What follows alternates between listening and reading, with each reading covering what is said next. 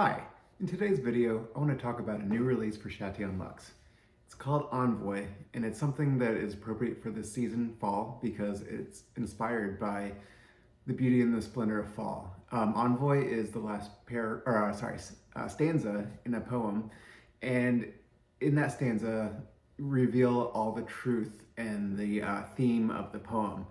And I think it's kind of a summation of all the beauty of the poem, much in the same way that in fall, a lot of you're going to get all this beauty and splendor, which is the kind of the summation of the life of the nature of that year. So you're going to see, the trees blooming out and looking the most beautiful right before, they go into winter and everything dies. So in that kind of, with that in mind, I've been working with Missouri Botanical Garden on an exhibit for next season in their museum about scent. And one of the things we did, we were smelling different flowers and plants around the garden. And there was a gardenia in the climatron. It's from Mexico. So the climatron is this really cool area where you can have like tropical plants that wouldn't exist in the climate here in Missouri. So the gardenia, it bloomed and it had this beautiful scent, the gardenia that which is a perfume unto itself. But towards the end, there's this creamy texture or creamy scent that's kind of comes underneath the big texture and the sweetness of the flowers, which is more sharp. And then this creamy sweetness it builds throughout the whole lifespan of it. And so right before it died, you're going to get this sweet, not quite vanilla type of scent, but very gourmand. And it just really exploded right before the flower wilted up and died. And so this idea came to my head of the Envoi, this last gasp of beauty where it really puts everything out there and you really enjoy the most beautiful part of it right before it all goes away. And that's kind of the whole idea of fall. We really enjoy everything, the most beautiful weather, the most beautiful leaves, the most, just everything's great, and then we go into winter for hibernation. So the idea of Envoi is this whole idea of capturing that warmth and beauty and all that just greatness of the fall season. So it's the perfect scent for this fall. It's warm, it's cozy. So we start off with the gardenia. I tried to really capture that scent. So the normal top notes of the gardenia, I really pull those back a little bit. And those you're gonna get kind of those methyl benzoate, which is a big component of tuberose. It's also in there. It's kind of texturally, it's got a tiny bit of mintiness to it, and it's kind of sharp. There's also methylphenyl acetate, and we're also going to get hexanyl tigolate, and then also linyl acetate, which is a big component of bergamot. So there's that kind of citrusy undertones to it. You're also going to get phenyl ethyl formate and benzophenyl acetate, which are what we call floral builders. They're the notes that contribute to the floral aspect of the flower itself, but we get the ones in creating a perfume like this that are the most important. You're not going to get every single one because it would get cluttered, especially with other notes that I want to put in there. So we're going to you get the highlights in there. However, underneath it, the more featured part of this, the part that you're going to really smell the most of, it's going to be that creaminess of it. I looked at a headspace analysis of a gardenia, and this is how I got a lot of this information, what molecules go into that scent. And they had a lot of cyclopentalone molecules, which are the ones that are going to get that custardy type of almost caramel tinged note to it.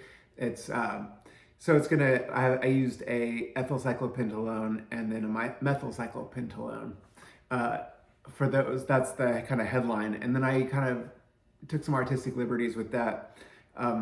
Maybe poetic license would be more appropriate for the scent. I used some lactonic notes, which are kind of milky, and they are going to be like a bicyclonolactone is one I use a lot. They're going to have some of that spice, which we'll get to in a minute, but then they're really milky and creamy. And then I also use isobutavan, which is a bottom note that has a vanillic type little bit going on, but you wouldn't identify it as a vanilla note. It just kind of adds that creaminess, but it just adds a little more sweetness to it. So that way it just is a more balanced creamy note. However, there is are spices in there in that flower, and I wanted to really emphasize that to make this not get too monolithic and bogged down. So in order to combat this, I'm gonna go in the other notes, and you're gonna see how this kind of plays into a contrast with that creamy gardenia note. So the spices that we're gonna get in there, they're kind of a methyl cinnamic acid or aldehyde, which is gonna be very cinnamony, but not really in full on like the cinnamon candy or like the cinnamon in your cupboard, but it kind of, you would, it's one of those things you would, if you smelled it, you would be like, oh, I recognize that in nature. But I wanted to pull that out a little bit more to really add some texture to it. Also, there's eugenol, which is found in flowers of all types, but it's also kind of a clovey nutmeg note. It's very heavy in those. And then also, along with both of those, I used a coffee bean, just in like this tiny little microdose. It adds just kind of, has that spice that goes so well with those notes, and it's very fall type of note. So you're gonna kind of have just a tiny little bit to add texture and sweetness. It's a coffee bean CO2 extract, so it's very much like the, not like the roasted coffee, or I'm sorry, not like the brewed coffee you'd smell, but like sticking your nose in a bag of coffee beans. That one's gonna be pretty hard to find in there. But to go with that, I also made a bitter almond note. Again, it's very gourmand, kind of a marzipan type thing. It's got like a cherry undertone to it. That's a big, benzyl aldehyde is a big component of that. So I use that. It's going to be add to the sweetness, but add another facet to it. So it's multifaceted and not just kind of overbearing in one tiny little aspect. And it doesn't feel like really dense, trying to pull it apart a little bit. So in that, that benzaldehyde is a, or benzaldehyde, sorry, is a big component of that. And there's some little other aspects to it, but this is just to really complement that gardenia and kind of pull it in another direction. So we have that gardenia, the bitter almond note, and then also the spices. So on top of all that, again, I wanted to take, in the next two notes, I really wanted to make it more expansive, make it lighter and more wearable, something that wouldn't feel overwhelming. So I did a patchouli note, but in this one, it's a very crisp, airy patchouli. You don't get that kind of earthiness. You're gonna get more of the light, airy. It's dominated by clearwood, which is a note that takes kind of, it's very modern. You're gonna smell it in a lot of the modern patchouli perfumes that are out there. I also complemented that with a light aged patchouli, which is, again, it's going to be that crisper, kind of lighter type patchouli note that's really going to complement the gourmand type notes that it's playing against. And then as well, I used a acidylated patchouli, which is, again, you're going to, and a double distilled patchouli, which these are both ones that strip away all those kind of, I wouldn't say imperfections, but the things that are kind of more earthy, and then you're going to get from more of a natural patchouli. These are natural, but they are stripped down to the essence of patchouli, which is, again, getting away that dirty stuff, getting that light, crisp, almost woody type note. And to go further in the woodiness, I wanted to add a cedar note to it. The cedar note that I added is going to be dominated by ISO E Super, which needs no introduction, but it's very airy, and it's going to add just this space to it, this air, this lift. I wanted to, again, the whole goal of this is trying to find complementary notes that add more space and don't make it too dense.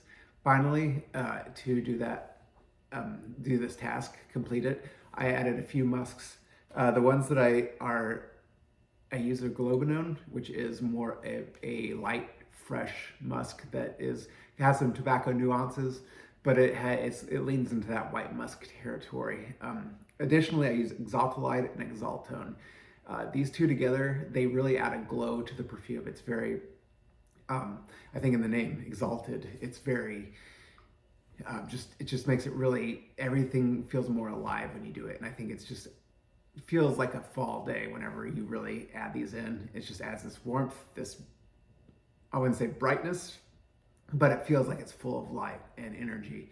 And so that really just makes the perfume explode in a way. So this is coming out on October 16th for Chatillon Lux, and I'm really excited to share it with you because it's just something that's going to be perfect for the season. It goes great with a flannel shirt, and it goes great with a sweater. It goes great with just a cool, crisp morning or just a night by the bonfire. So yeah, it'll be available then. I'll have full bottles and samples, and I look forward to sharing it with you. Thanks for watching.